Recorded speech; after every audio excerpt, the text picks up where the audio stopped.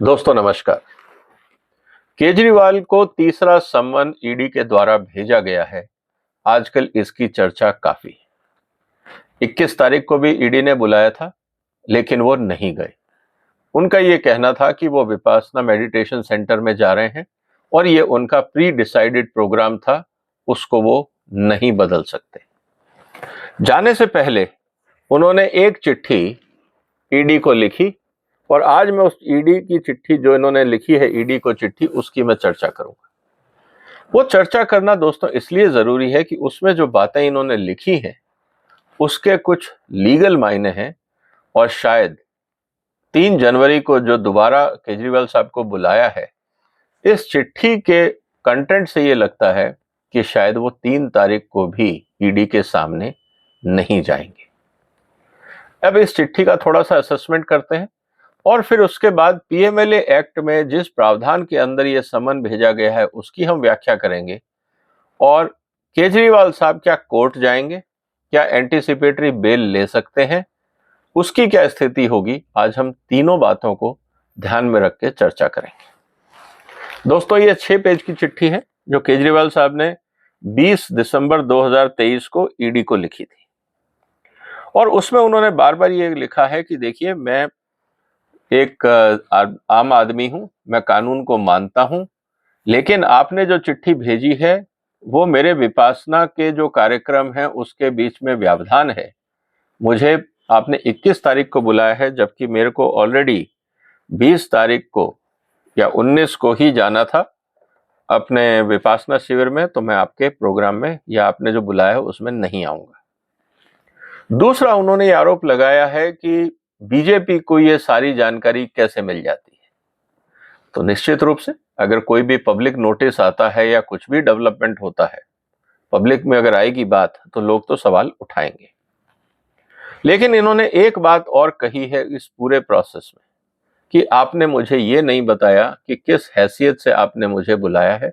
मेरे पास कई जिम्मेवारियां हैं, मैं चीफ मिनिस्टर हूं, मैं पार्टी का कन्वीनर भी हूं, मैं कैंपेनर भी हूं, मेरे पास और भी जिम्मेवारियां हैं, तो आपने किस हैसियत से मुझे बुलाया है या एक आम नागरिक के हैसियत से, तो आपकी चिट्ठी में ये क्लियर नहीं है, तो इसीलिए जो समन है वो इनवैलिड है। एक बात जो उन्होंने बहुत इंटरेस्टिंग इस बार डाली है जो पिछली चिट्ठियों में नहीं थी, वो है इस चिट्ठी का paragraph number 8।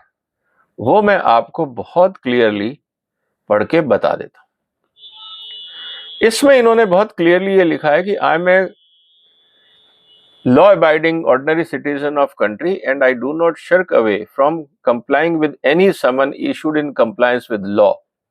But your summon is not in consonance with law. इसमें यह कहा गया है कि आपने जो कानून में सम्मन भेजा है वो कानून सम्मत नहीं है, और उसका जो उन्होंने कारण दिया है वो उन्होंने पैराग्राफ नंबर 9 में लिखा है। The fact that you have deliberately sought my appearance only in person without specifying any reason or necessity, therefore, when the said act itself provides for appearance through authorized person, is indicative of the motive to harass and embarrass me. कहने का मतलब यह है कि जब कानून में इस बात का प्रावधान है कि मेरे अलावा कोई और रिप्रेजेंटेटिव ही अपीयर कर सकता है, लेकिन आपने सिर्फ मुझे ही क्यों बुलाया है, इसका मतलब यह है कि आपकी नीयत में गड़बड़ है, आप मुझे हैरेस करना चाहते हैं। और अंत में उन्होंने ये लिखा है कि आपने जो चिट्ठी लिखी है ये मेरे राजनीतिक विरोधियों के कहने पे लिखी है।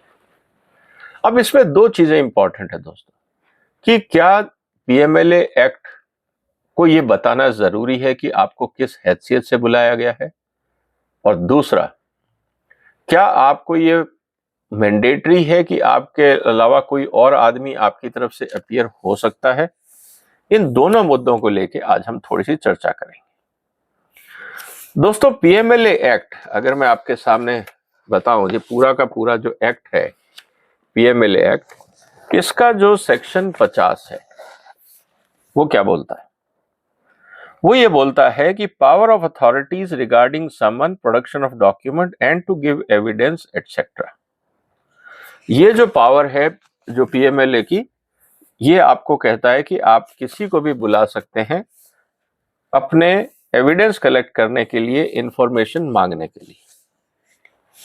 अब अगर ईडी ने किसी को भी सम्मन भेजा है तो कानून बोलता है section 50(3) all the persons so summoned shall be bound to attend in person or through authorized agents।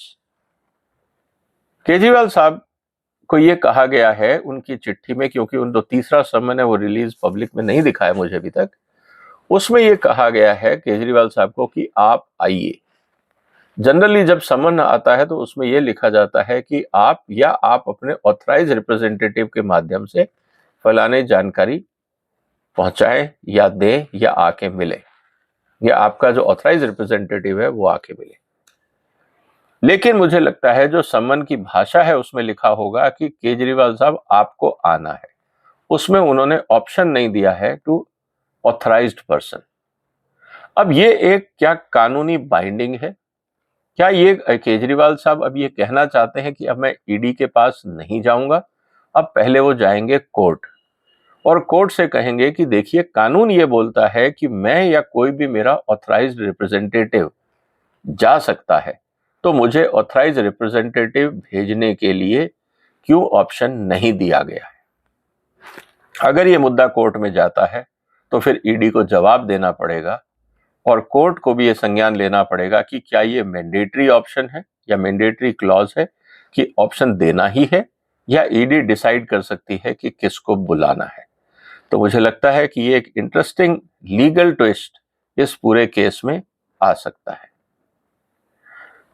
इसमें लेकिन ये कंडीशन दी गई है कि as such officer may direct and shall be bound to state the truth upon any subject respecting which they are examined or make statement and produce such document as may be required। अब सवाल यह है कि अगर direct कर दिया गया है, मान लीजिए कि ईडी कहती है कि हमने आपको डायरेक्ट किया है कि आपको आना ही पड़ेगा, तो इसमें अब ऑप्शन नहीं है। लेकिन केजरीवाल के वकील जरूर इस बार मौका टाल के शायद और एक्सटेंशन ले लें कि 1-2 हफ्ते शायद और टल जाए मामला। हो सकता है कोर्ट ये कह दे कि नहीं, अगर आपको बुलाया है, कानून ये बोलता है कि एज डायरेक्टेड, जब आपको ऑप्शन नहीं दिया गया है तो इसका मतलब ये है कि आपकी प्रेजेंस मैंडेटरी है। और इसका कारण दोस्तों क्या हो सकता है? कारण ये हो सकता है कि शायद ईडी के पास ऐसे दस्तावेज या ऐसे एविडेंस लग गए हैं जिसमें केजरीवाल साहब खुद दोषी दिखाई दे रहे हैं, और ये समझना बहुत जरूरी है। इस केस को समझने के लिए मनीष सिसोदिया के केस को भी रिफ्लेक्ट करना जरूरी होगा। इसमें एक इंटरेस्टिंग चीज है कि मनीष सिसोदिया की जब बेल, मैं बात कर रहा हूं कि जब उनकी ये मुद्दा गया था कोर्ट में और ये कहा गया था कि साहब आप बार बार क्यों बुला रहे हैं, और मनीष सिसोदिया 2 बार चले गए थे ईडी में और सीबीआई ने उनके साथ पूछताछ की थी, तो उनके वकीलों ने कहा था कि आपने 2 बार पिछले 8 महीने में मनीष सिसोदिया को बुलाया है, अभी अरेस्ट करने की क्या जरूरत है? जब आदमी कोऑपरेट कर रहा है तो आप अरेस्ट क्यों कर रहे हैं? इस पे जो कोर्ट की तरफ से जो जस्टिफिकेशन आया, जो आर्ग्यूमेंट आया, वो इंपॉर्टेंट है। उसमें यह कहा गया है कि कोई भी अगर अरेस्ट करता है किसी भी व्यक्ति को, तो जो सीआरपीसी की धारा 41 है, 41A में, 41A के अंदर भी बड़ा इंटरेस्टिंग एंगल एक है जो मैं आपको पढ़ के सुना देता हूं, क्योंकि यह जानना भी आपको जरूरी है कि कानून हमारा क्या बोलता है। सीआरपीसी की जिस धारा को सुप्रीम कोर्ट ने हाईलाइट किया वो ये बोलती है, व्हेन पुलिस में अरेस्ट विदाउट वारंट। अगर मान लीजिए कि केजरीवाल साहब या मनीष सिसोदिया ईडी के सामने या पुलिस अधिकारियों के सामने बैठे हैं और उसको वहां अरेस्ट कर लिया जाता है, तो क्या आप बगैर किसी आधार पर अरेस्ट करेंगे? तो इसके लिए सुप्रीम कोर्ट ने कहा है कि कानून में जो प्रावधान है उसका अक्षरशः पालन होगा, और अगर कोई पुलिस ऑफिसर अगर ये फॉलो नहीं करता है तो इसको कंटेम्प्ट ऑफ कोर्ट माना जाएगा, और जो मजिस्ट्रेट इस गाइडलाइन की अनदेखी करता है उसके खिलाफ भी कार्रवाई होगी। तो इसका मतलब ये है कि जब तक एविडेंस पुख्ता नहीं है तब तक केजरीवाल साहब को अरेस्ट नहीं किया जा सकता। तो एविडेंस के हिसाब से पुलिस को या अरेस्टिंग अथॉरिटी को क्या करना होगा ये मैं आपके सामने पढ़ देता हूं। When police may arrest without warrant, any police officer may, without an order from a magistrate and without a warrant, arrest any person.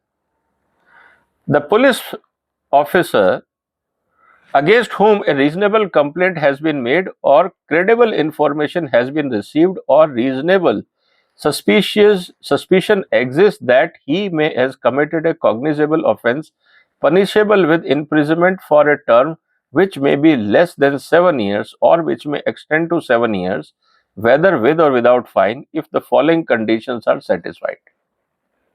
कहने का मतलब यह है कि अगर ईडी अरेस्ट करना चाहेगी तो उनके पास रीजनेबल सस्पिशन होना चाहिए कि इन्होंने एक ऐसा अपराध किया है जो कॉग्निजेबल हो, जिसका संज्ञान लेना जरूरी है, क्रेडिबल इंफॉर्मेशन के आधार पे हो और जिसमें सजा 7 साल तक की हो। उस स्थिति के अंदर आपको अरेस्ट किया जा सकता है।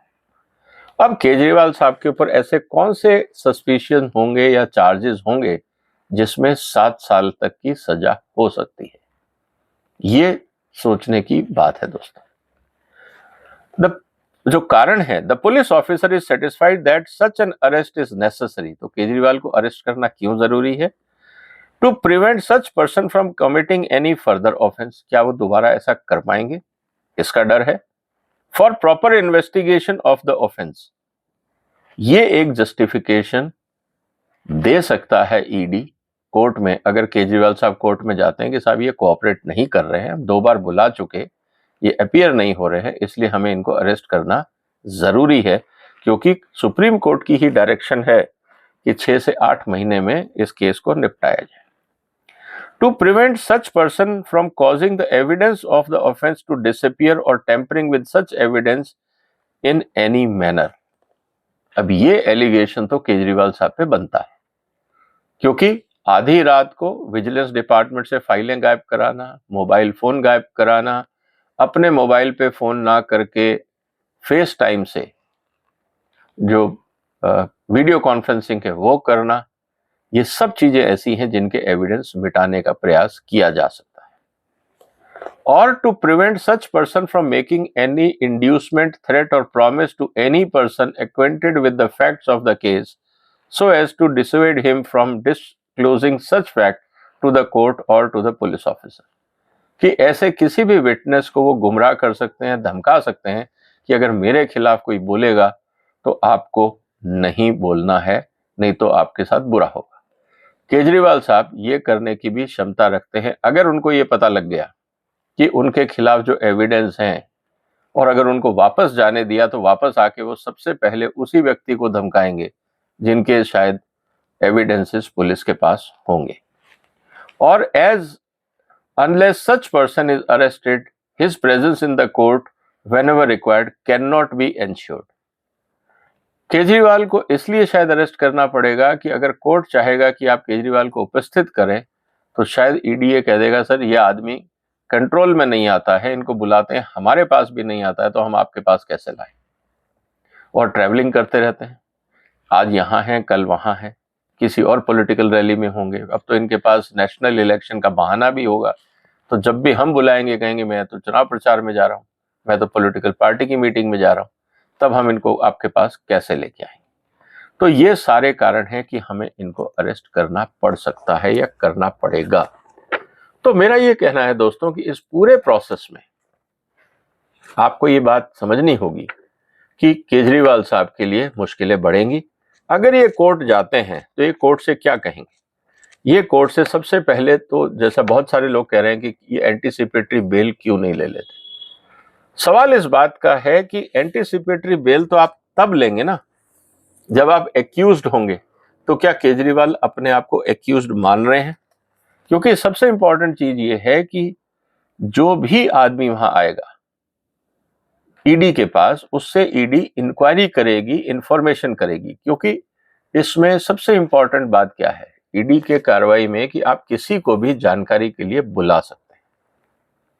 अब केजरीवाल साहब एक तरफ तो बोलते हैं मैं आम आदमी हूं और मैं लॉ अबाइडिंग हूं, जब कानूनी कार्रवाई होती है तो आप गायब हो जाते हैं। फिर आप कहते हैं मैं चीफ मिनिस्टर हूं तो मुझे किस हैसियत से बुला रहे हैं, आप ये भी नहीं बता रहे हैं। लेकिन कानून में इस तरह का एक्सेप्शन नहीं है। यही आर्ग्यूमेंट वेस्ट बंगाल के कानून मंत्री ने दिया था जब कोल स्कैम में उनका नाम आया भी, कि हमें ईडी क्यों बुला रहा है। तो ईडी कोर्ट का यह कहना था कि आपसे जानकारी के लिए बुलाया जा रहा है तो आप जाइए, आप भाग क्यों रहे हैं? आपको कैसे पता कि आप एक्यूज्ड हैं, क्योंकि आपसे तो अभी कोई एविडेंस दिखाए नहीं, आपके खिलाफ कोई चार्जशीट फाइल नहीं हुई, तो आपको कैसे पता लग रहा है कि आप एक्यूज्ड हैं? तो कहने का मतलब ये है कि केजरीवाल साहब अगर कोर्ट जाते हैं तो कोर्ट भी केजरीवाल को यही हिदायत देगा कि आप ईडी के सामने अपीयर हों। लेकिन टाइम बार्गेनिंग का एक तरीका है केजरीवाल का, हर कदम पे एक नया आर्ग्यूमेंट रख के अगली डेट टालेंगे, फिर उसके बाद अगली डेट टालेंगे और फिर ये कहेंगे कि देखिए अब इलेक्शन आ गए हैं, अब मुझे कैंपेनिंग के लिए जाना है, मैं पॉलिटिकल पार्टी का कन्वीनर हूं, आप मेरा हक नहीं रोक सकते, ये डेमोक्रेटिक राइट्स हैं, ये मेरे फंडामेंटल राइट्स हैं एज पॉलिटिकल लीडर। तो मुझे लगता है कि केजरीवाल और उनकी लीगल टीम का पूरा प्रयास होगा कि वो ईडी के सामने ना जाए और ईडी का पूरा प्रयास होगा कि केजरीवाल आए। तो मुझे लगता है कि जिस तरह की भूमिका बनानी शुरू की है इस चिट्ठी में और वो आखिरी दिन चिट्ठी भेजी जाती है, इसका मतलब ये है कि टाइम बाइंग करने की स्ट्रेटेजी जारी है। मुझे डाउट है कि वो 3 तारीख को भी, 3 जनवरी 2024 को भी ईडी के सामने उपस्थित होंगे। उससे पहले हो सकता है कि वो कहें हम तो कोर्ट जा रहे हैं, या कोई और जस्टिफिकेशन दें और कोर्ट से कहें कि साहब रिप्रेजेंटेटिव को भेजने की इजाजत दी जाए, और फिर कोर्ट नोटिस इशू करेगा ईडी को, फिर हियरिंग होगी और फिर कार्रवाई डिले हो सकती है। अब देखने का मुद्दा ये है कि क्या 3 तारीख को केजरीवाल साहब ईडी के सामने जाएंगे या नहीं। आपका क्या कहना है दोस्तों? क्या केजरीवाल साहब ईडी के सामने जाएंगे या एक और जस्टिफिकेशन लेके उनके वकील कोर्ट जाएंगे, फिर हियरिंग होगी और फिर कार्रवाई और डिले होगी?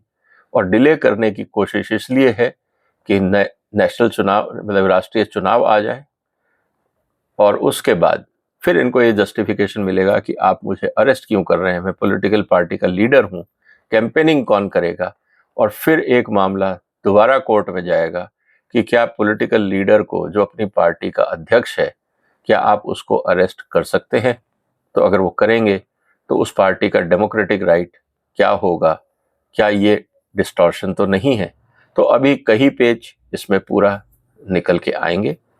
आप अपने विचार कमेंट बॉक्स में लिख सकते हैं और ये बताइए कि क्या 3 तारीख को केजरीवाल साहब ईडी के सामने जाएंगे या नहीं। आप इस वीडियो को शेयर कर सकते हैं, इस चैनल को सब्सक्राइब कर सकते हैं। फिर मुलाकात होगी एक और महत्वपूर्ण मुद्दे के साथ। तब तक वंदे मातरम।